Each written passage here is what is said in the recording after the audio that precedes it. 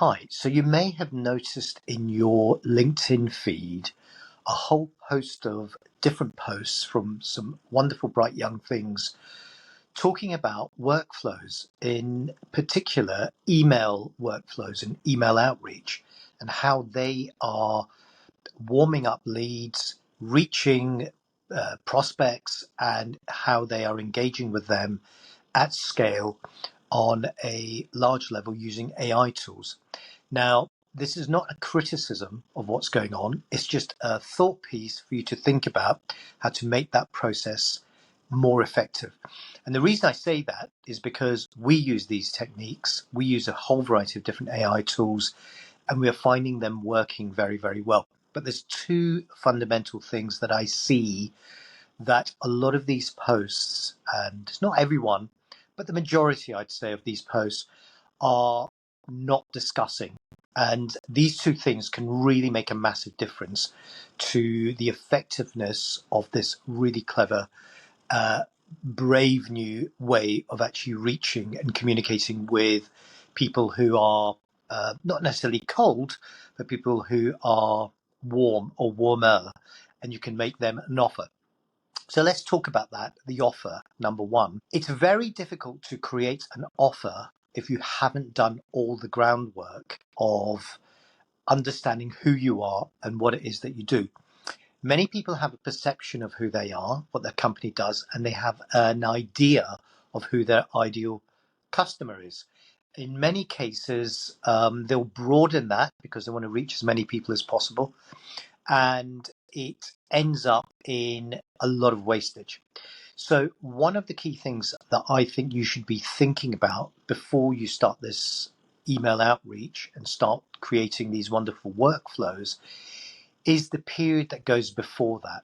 And that is sitting down and devising a strategy that actually incorporates a whole variety of different things, which will actually allow you to create some very strong communication and in turn allow you to create a very effortless, powerful offer that you can then share with all your prospects out there. And it's as simple as that. So some of the areas that are not being looked at or being skipped, if you like, are things that sound easy but aren't, which are things like defining who you are, what your company actually does, your ideal customer profile, what it is you do for that customer, and more importantly, why that customer should choose you and what your price points are that make shaping an offer more effortless and seamless and frictionless.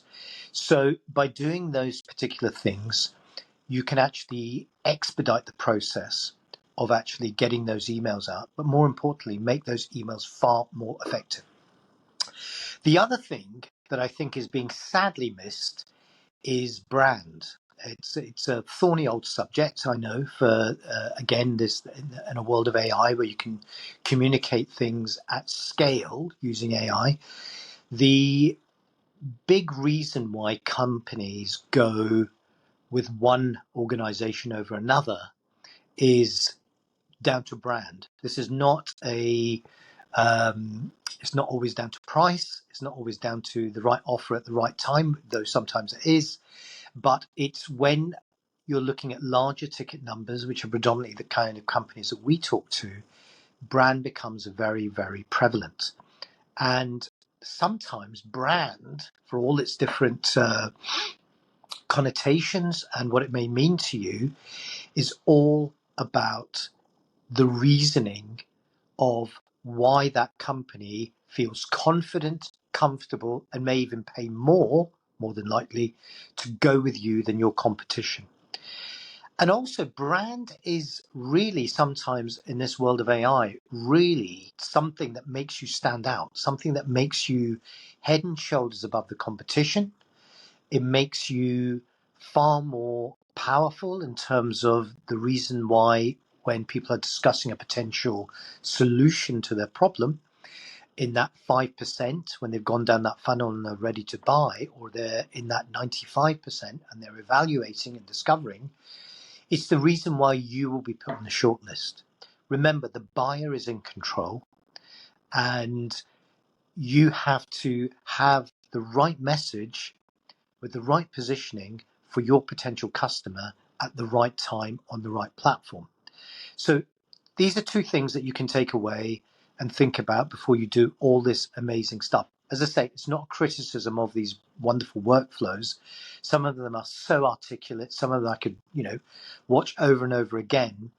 But as I say, there are these pieces pre-doing these that must be done, and they have to be done, but they're the hard bits. Everyone wants to do the good bits, but the hard bits are actually doing the tough work, laying the foundations, defining who you are, giving a reason for customers, really thinking about what it is that makes you different.